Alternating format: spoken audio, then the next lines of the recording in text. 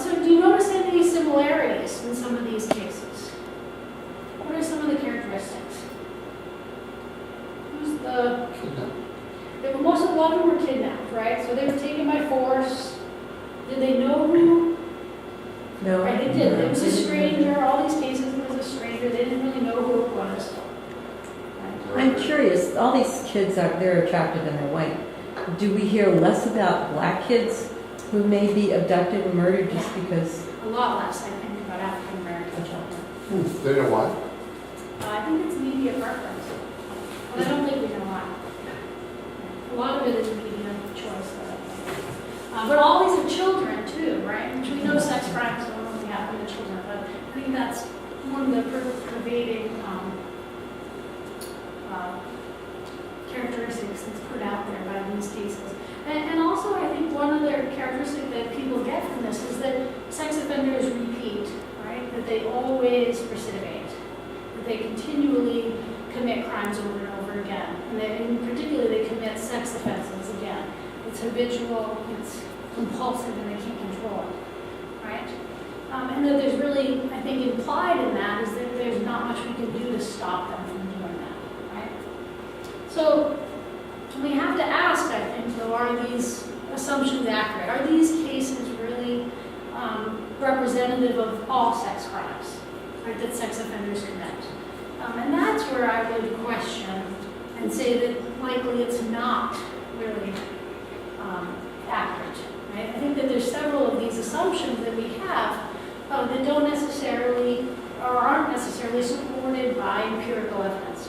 When we look at the research literature, almost all criminologists today will agree that sex offenders do not compulsively and habitually commit sex offenses over and over and over again. Right? There's really little empirical evidence to support that, and actually on the contrary. But we have people like Kelly Ayotte here in New Hampshire, the Attorney General here in the state of New Hampshire. She was quoted saying to our lawmakers in 2006, asking for tougher sex offender laws. She said, and I quote, "I don't want you to be fooled. Sex offenders are committing the same type of offenses over and over." Right? That's what she said in 2006. And we have many politicians and lawmakers making statements like this as well. And some of them actually distort empirical evidence to make it support these assumptions that we have. Right? So another example of that is in New York State. We had a lot of politicians actually claiming a 49% recidivism rate with sex offenders. Right? 49%. So that meant over, they followed them over a 9-year period of time. So 9 years after being released from prison, they said that 49% reoffend, which seems really high, right? It seems really high. Well, actually, when you look at the study, 49% did reoffend, but it wasn't for sex offenses. When you look just at sex offenses, 6% of these offenders reoffend committing another sex crime. Right? So most of the offenders who are actually being rearrested were being rearrested for drug offenses or for probation and parole violations. Right? So they're not committing more sex crimes. And it's actually really low. Right? It's actually really low. The National Center for Missing and Exploited Children, an advocacy group, which does a lot of really good work, and I don't mean to imply that they don't, but they really misrepresent this issue as well. They have this recent report, 2003, not that recent, but it came out from the Department of Justice studying this issue. And they, on their website, quoted this study, but they took it kind of out of context. So when they talk about, they followed sex offenders for 3 years after they were released from prison. And then they also followed non-sex offenders after that they were released so that they can compare. And so they took this quote kind of out of context. They say, compared to non-sex offenders released from state prison, released sex offenders were 4 times more likely to be rearrested for a sex crime. So it sounds really bad, right? It sounds like sex offenders are more likely to recidivate, that there's empirical evidence to support that. But they didn't also quote the next sentence, which says, within the first 3 years following their release from prison in 1994, 5.3% of released sex offenders were rearrested for a sex crime. the rate for released non-sex offenders was lower, 1.3%. So they're making it sound like it's a really big number when they say 4 times, when you're talking about the difference between 5 and 1%, right? It's really not that big of a difference. And they don't quote on the next page, where they also say, compared to non-sex offenders released from state prison, sex offenders had a lower overall rearrest rate. So when they're looking at all crimes, right, all crimes and all reoffending, non-sex offenders recidivated at 68% over 3 years, meaning that 68% were rearrested and sent back to prison, where sex offenders, 43% were rearrested. Right, so it's still lower, and that's for all crimes, not just sex crimes.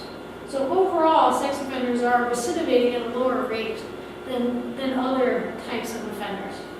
Right? And of course, they're going to be committing any offender that's released from prison. They're going to stick with their type of crime, their preference. Right? They're not going to change their behavior. I mean, if you look at somebody who was arrested for a burglary, they're more likely to stick with burglaries. Right? But so really looking at people who are being released, comparing non-sex offenders with sex offenders is a little bit of an unfair comparison to just look at sex crimes. So we see this repeatedly again and again. This empirical evidence is distorted to kind of support this assumption that sex offenders compulsively and habitually reoffend. But the empirical evidence doesn't necessarily support that. A recent report by Hansen and Morton in 2005 actually shows that it was a very rigorous study. So when I quote this one, there's been a lot of other research done, but not as many as rigorous. This was a meta-analysis, if you know much about research. So they looked at a lot of different studies and pooled all those cases. They had over 20,000 sex offenders that they were looking at in that study, and it went across Canada, the United States, and England. So they really had a lot of cases. And they found that they actually estimated that 10 to 15% of sex offenders over 5 years were rearrested.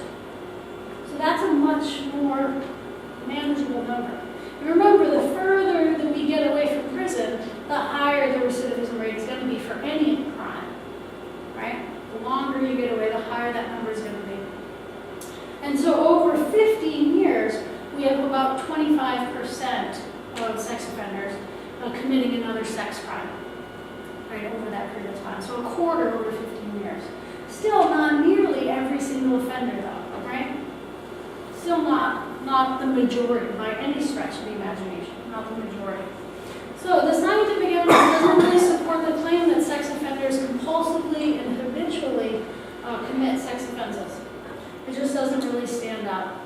It does show, though, that there are some differences by type of offender. So we do have maybe like 2 different types. Rapists are slightly more likely than other types of offenders, especially rapists of adults. Right? Those people were a little bit more likely to recidivate and reoffend. They tend to be a little bit more geared towards habitual, but I think over 15 years, 24% of rapists of adults reoffended. And the other group that does reoffend, and this is why it's really important to think about what we mean when we say the term sex offender, is this term pedophiles, right? Not all sex offenders are pedophiles. The term pedophile specifically means and refers to an individual that has a sexual preference for prepubescent children, right? So those are the people that are more at risk to reoffend, especially if their victims are boys. Those are the ones that are at the most risk to be reoffending again. And I think about 35%, about 35% of pedophiles that sexually offend boys, those are the ones that reoffend at 35%. So that's a little bit higher of a risk for